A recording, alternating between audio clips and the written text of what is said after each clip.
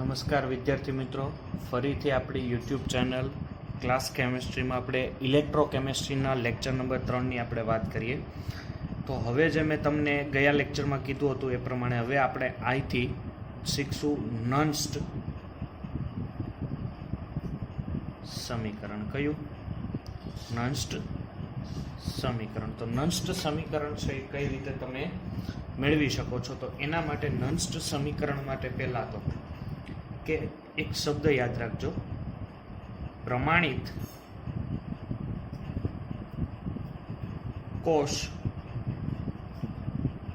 Potential એટલે શું? તો પ્રમાણિત કોષ પોટેન્શિયલ એટલે શું થશે ખબર છે? E0 cell. શું થશે? E0 cell. આપણને ખબર છે કોષ પોટેન્શિયલ એટલે શું થાય? E0 cell. અને પ્રમાણિત કોષ પોટેન્શિયલ એટલે શું થશે? E0 cell. પ્રમાણિત કોષ પોટેન્શિયલ માટેની શરતો યાદ રાખજો, અને તે તમને ખબર પણ છે કે T = 298 કેલ્વિન એટલે પ્રમાણિત કોષ પોટેન્શિયલ થશે. ત્યારબાદ દબાણ કેટલું હોવું જોઈએ પ્રક્રિયામાં? 1 બાર જેટલું દબાણ હોવું જોઈએ, અને ખાસ એની સાંદ્રતા જો 1 મોલર હોય તો તમે એને શું કહી શકો કે સર અમે કહી શકીએ કે આ એક પ્રમાણિત કોષ પોટેન્શિયલ છે. જો આ શરતોનું પાલન ન થાય, ધ્યાન આપજો, આ 3 જે શરત છે આ શરતનું જો પાલન નહીં થાય તો તેને તમે બિન પ્રમાણિત કોષ પોટેન્શિયલ કહી શકો. કેવો કહી શકો? બિન પ્રમાણિત કોષ પોટેન્શિયલ, જેને તમે ઈ સેલ વડે પણ દર્શાવી શકો છો. બરોબર છે? તો બિન પ્રમાણિત કોષ પોટેન્શિયલ કહેવાય. હવે જો નન્સ્ટ સમીકરણ જે છે, નન્સ્ટ સમીકરણ, આ નન્સ્ટ સમીકરણ ઈ સેલ અને દ્રાવણની સાંદ્રતા વચ્ચેનો સંબંધ દર્શાવે છે. કોને વચ્ચેનો? ઈ સેલ અને દ્રાવણની સાંદ્રતા વચ્ચેનો સંબંધ આપે છે. તો કઈ રીતે દ્રાવણની સાંદ્રતા અને ઈ સેલ વચ્ચેનો સંબંધ આપે છે આપણે જોઈએ. હવે જો ઉષ્માગતિશાસ્ત્ર, ધ્યાન આપજો, કયું? ઉષ્માગતિશાસ્ત્ર. થર્મોડાયનેમિક્સનું એક સૂત્ર હતું તમારી પાસે, delta G is equal to minus NF E cell.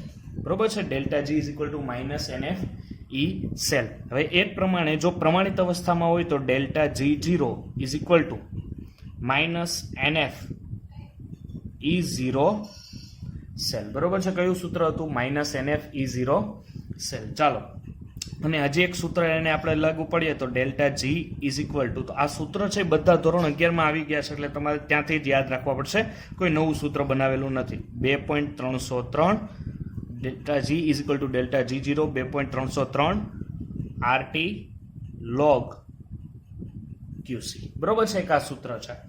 હવે ધ્યાન આપજો કે આ એક QC છે એ શું છે? તો QC હું તમને સમજાવું છું. QC એટલે કહેવાય પ્રક્રિયા ભાગફળ. આ ઇક્વિલિબ્રિયમ જે ચેપ્ટર છે, સંતુલન, એમાં આવી ગયું છે, એમાં એનો ઉપયોગ કરવામાં આવ્યો છે. તો હું એક સમીકરણ દ્વારા તમને શીખવાડું છું કે A mol of A plus B mol of B it's give C mol of C plus D mol of D. આ એક ઇક્વેશન છે. સ્મોલ જે આંક છે એના મોલની સંખ્યા છે, અને A B જે પ્રક્રિયક છે, અને C અને D એ શું છે? નિપજ છે. તો ચાલો હું અહીંયા એક KC લખું છું. હું લખું છું KC. KC એટલે શું થશે?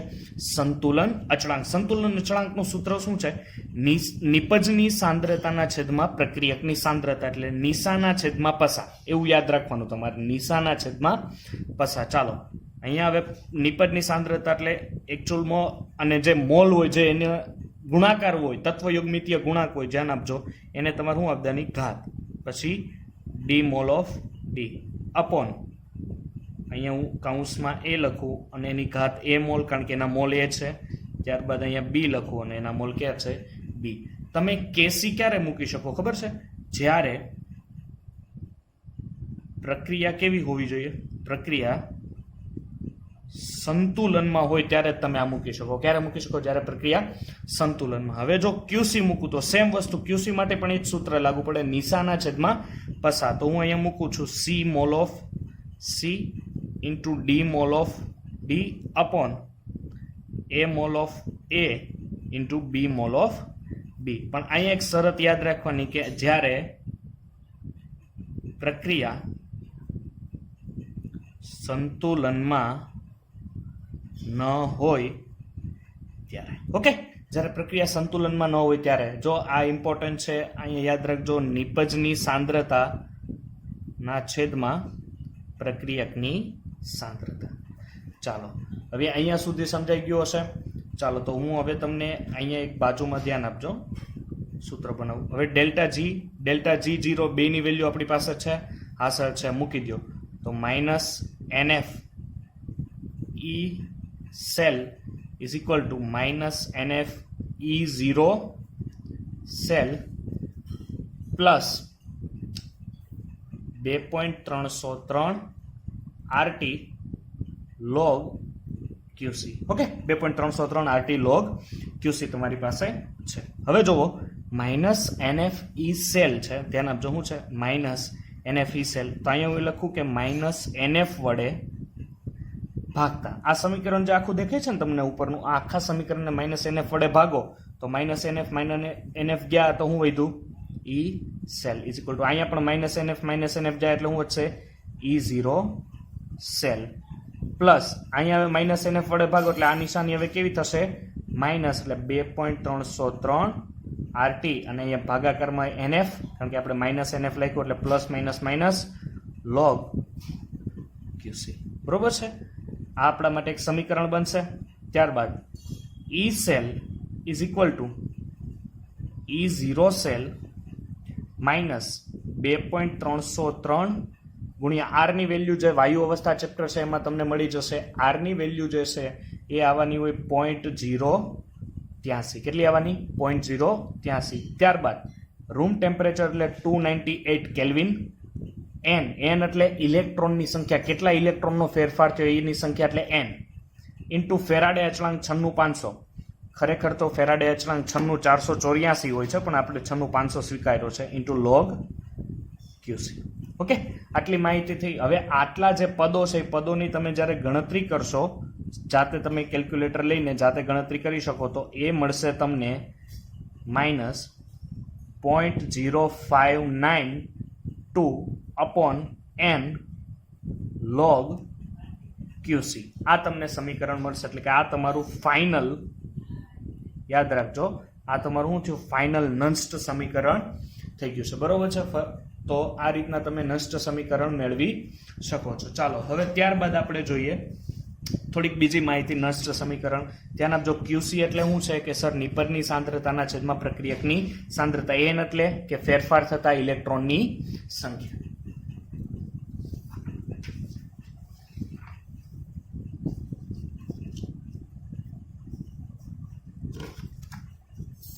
ચાલો હવે હું એક તમને ઇક્વેશન આપું છું. એ ઇક્વેશન કંઈક આ રીતનું છે કે m n plus n minus electron it's give m. અહીંયા હું સોલિડ લખું છું ને અહીંયા હું લખું છું એક્વિયસ લખું છું. બરોબર છે. તો ધ્યાન આપજો. હવે અહીંયા કઈ પ્રક્રિયા છે, તો સર આ રિડક્શનની પ્રક્રિયા છે. કઈ છે? રિડક્શનની છે, કારણ કે અહીંયા ઇલેક્ટ્રોન મેળવે છે. તો આપણે આનો રિડક્શન પોટેન્શિયલ મેળવવાનો થાય. તો રિડક્શન પોટેન્શિયલ લખવો હોય તો અહીંયા હું લખીશ E m n plus m is equal to E0 લખવાનું, કારણ કે આપણે નષ્ટ સમીકરણ આગળ મેળવ્યું તો એ પ્રમાણે mn plus m minus RT NF ln m n plus. હવે જો એક તમને સમજાશે, સર આગળ તો તમે 0.059 લીધું હતું, તો હું આ પદને થોડુંક વિસ્તૃત લખું છું. ધ્યાન આપજો કે આ જે પદ છે ને E mn plus minus is equal to E0 mn plus m. હવે જો અહીંયા કયો છે, નેચરલ લોગ છે. કયો છે? Natural log. નેચરલ લોગને જો બેઝ 10 લોગમાં ફેરવું તો અહીંયા આવી જાય 2.303 RT છેદમાં આવી જાય NF. અહીંયા નેચરલ લોગનું બેઝ 10 માં ફરી જાય એટલે અહીંયા, અને અહીંયા આવી જશે m ના છેદમાં n પ્લસ. ઓકે, તો સર આ ક્યાંથી આવ્યું? તો આ ક્યુસી છે, જોવો ને, ક્યુસી એટલે શું થશે? નિપજની સાંદ્રતાના છેદમાં પ્રક્રિયક. તો આ બાજુ નિપજ શું છે? એમ, એટલે એમ અહીંયા ઉપર લખવાનો, ના છેદમાં કેની સાંદ્રતા? પ્રક્રિયકની. તો પ્રક્રિયકની આપણે અહીંયા નીચે લખેલી છે. તો આઈ હોપ તમને સમજાઈ ગયું હશે કે આ નેચરલ લોગ પણ તમે લખી શકો અને કાં તો તમે લોગ બેઝ 10 પણ વધારે આપણા માટે સરળ આ પદ રહે, કારણ કે અહીંથી પછી આપણી ગણતરી કરીને ખાલી આપણે ડાયરેક્ટ કયું પદ મૂકવાનું રહે? 0.0592 n ઇન્ટુ લોગ ક્યુસી. બરોબર છે? આઈ હોપ તમને આઈડિયા આવી ગયો હશે. હવે દાખલા તરીકે આ જે ધાતુ છે, કોઈ પણ વસ્તુ એક વખત ધ્યાન આપજો કે આ ઈ mn plus m is equal to E0 mn plus m minus RT NF ln. જો આવી રીતના કોઈ ધાતુ સોલિડ ધાતુ એટલે અહીંયા તમારે ધારી શું લેવાનો? 1 અને છેદમાં શું મૂકી દેવાનું? mn પ્લસ 2 જે હાજર હોય છે, એટલે અહીંયા પણ શું આવી જશે? 1. કોઈ પણ ધાતુ જ્યારે સોલિડ સ્વરૂપે હોય ત્યારે તમારે આ કામ કરવાનું રહેશે. હવે ચાલો નંષ્ટ સમીકરણ હું મૂકું છું ડેનિયલ કોષમાં. તો ડેનિયલ કોષનું પહેલાં તો સાંકેતિક નિરૂપણ લખી લઉં. Zn સોલિડ Zn પ્લસ 2 21 માધ્યમ, પછી ક્ષાર સેતુ Cu પ્લસ 2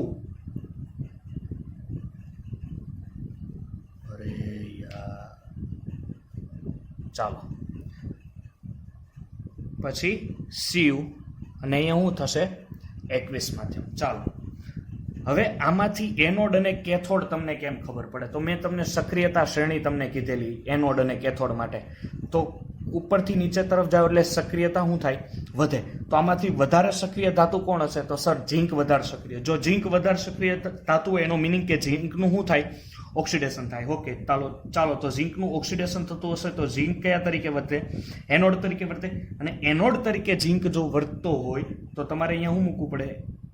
ઈ સેલ કોનો? અર્ધકોષ પોટેન્શિયલ ઝીંકનો. તો અહીંયા તમારું મૂકવાનું Zn પ્લસ 2 ઝીંક. પછી અહીંયા સેલ લખવાની જરૂર નથી, કાંઈ ડાયરેક્ટ આ મૂકી દો. એ જ પ્રમાણે E0 કોના માટે? Zn પ્લસ 2 Zn માઇનસ, ધ્યાન આપજો અહીંયા સર 0.0592 અપોન n લખી શકું? હા, તમે લખી શકો. RT 2F. જો તમારે આ વસ્તુ ન લખવી હોય તો તમે લખી શકો, આપણે આગળ ભણ્યા છે 0.0592 n log, પછી આ ભાગ લખી શકો. કોઈ ડાઉટ નથી, કોઈ ભૂલ ન પડે એમાં. 1 અપોન Zn પ્લસ 2. તો તમે જોઈ શકો સર આ 1 અપોન Zn પ્લસ 2 કેમ આવ્યો? તો ઉપર ઝીંક આવે સોલિડ. આઈડિયા આવે છે? ઝીંક સોલિડ એનું મેં શું ધારી લીધું છે? 1 ધારી લીધું છે. એ જ પ્રમાણે હવે કેથોડ. તો કેથોડમાં કોણ હોય? Cu plus 2.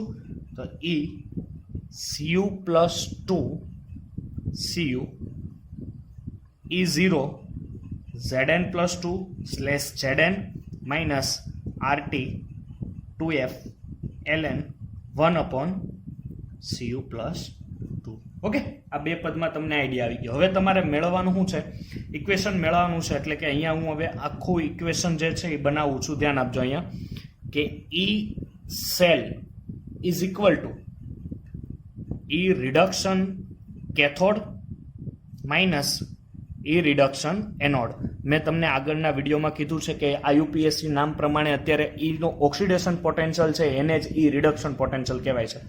ચાલો તો આમાંથી હવે સમજો તો કેથોડ અને એનોડ તમને ખબર છે? યસ સર, આ મારી સામે રહ્યું કેથોડ.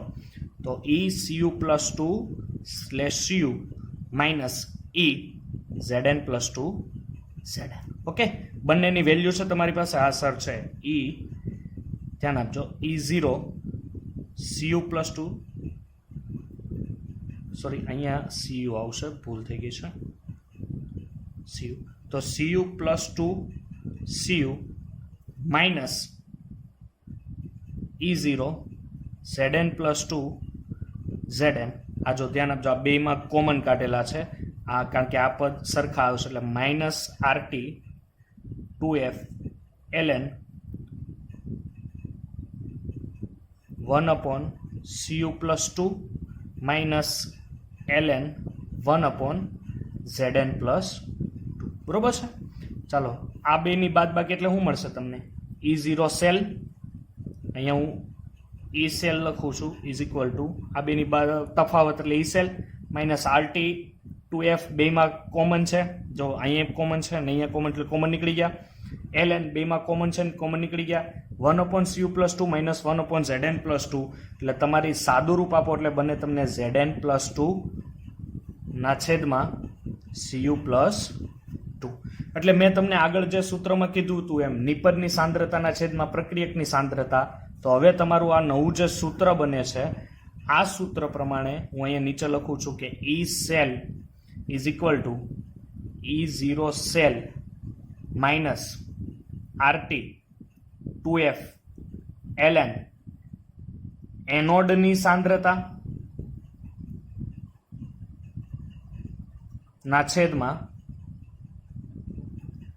કેથોડની સાંદ્રતા.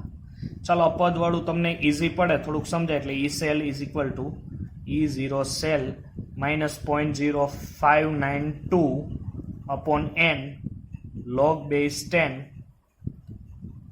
એનોડના છેદમાં, અથવા એનોડની સાંદ્રતા, હું ખાલી એનોડ જ લખું છું, તમારે સમજવાનું એનોડની સાંદ્રતા એનોડના છેદમાં કેથોડ. એટલે આ સૂત્ર યાદ રાખજો, બરોબર છે. વારંવાર જોવો, ધ્યાન આપજો. આ સૂત્રનો તમારે અભ્યાસ કરવો પડશે તો તમને આ મગજમાં બેસશે.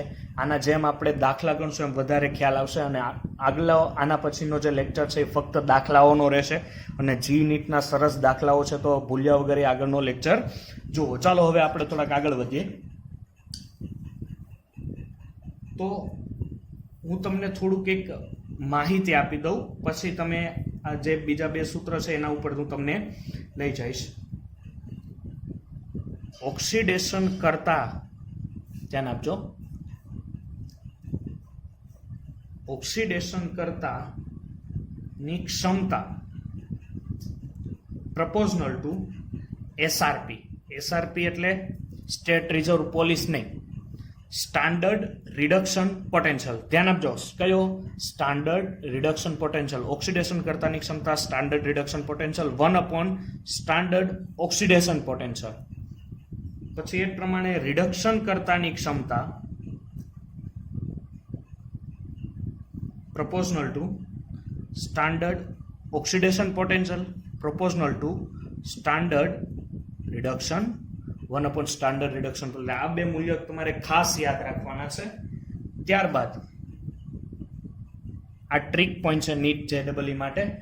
ધાતુની સક્રિયતા, ધ્યાન આપજો, ધાતુની સક્રિયતા proportional to SOP એટલે કે standard oxidation potential 1 standard reduction potential. બરોબર છે?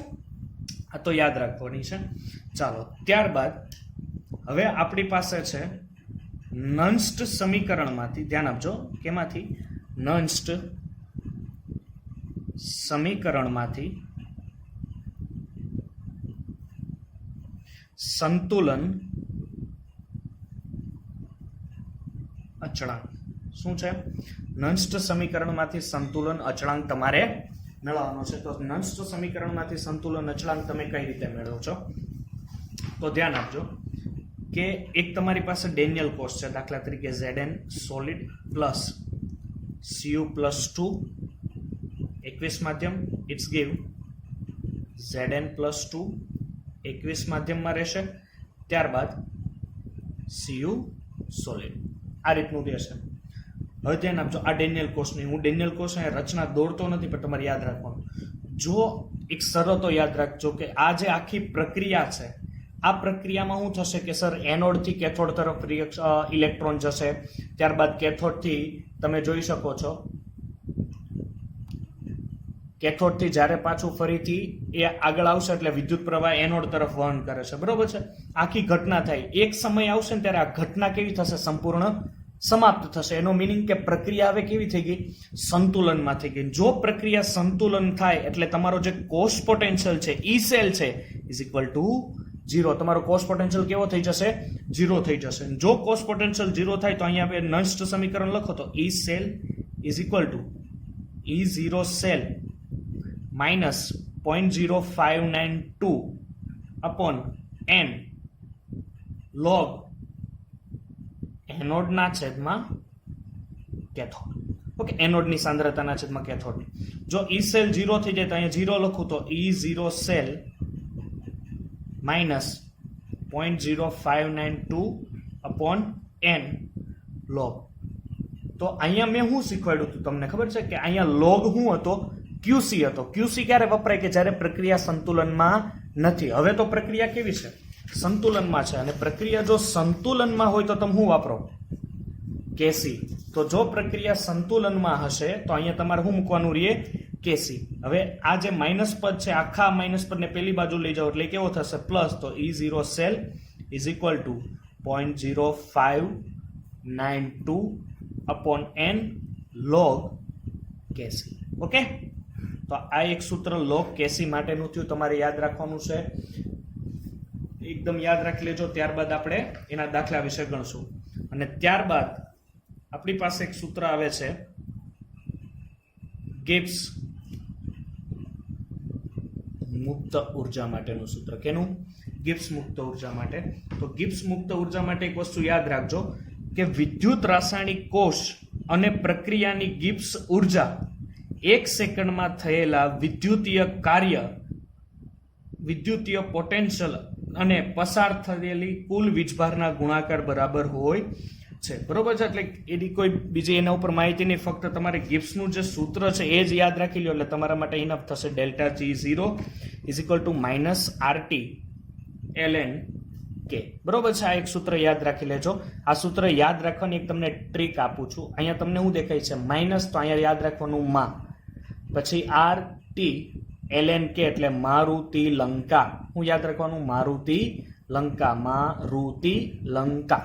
ઓકે, હવે જો નેચરલ લોગ છે સાહેબ, અમને નેચરલ લોગ ન આવડે તો નેચરલ લોગને બેઝ 10 માં ફેરવતા આવડે તમને? માઇનસ 2.303 RT log બેઝ 10 અને હું લગાવી દેવાનું અહીંયા કે લગાવી દો એટલે તમને આ નેચરલ લોગમાં પ્રાપ્ત થઈ જશે. અને આ શું મળશે તમને? ગિબ્સ મુક્ત ઉર્જા તમને પ્રાપ્ત થાય છે. તો ચાલો હવેનો આગળનો જે લેક્ચર છે એ બહુ જ ઇમ્પોર્ટન્ટ છે, કારણ કે એમાં હું ફક્ત હવે અહીંયા સુધીના જેટલા પણ આપણે સૂત્ર ભણ્યા છે એ સૂત્રના દાખલા વિશે ચર્ચા કરીશું.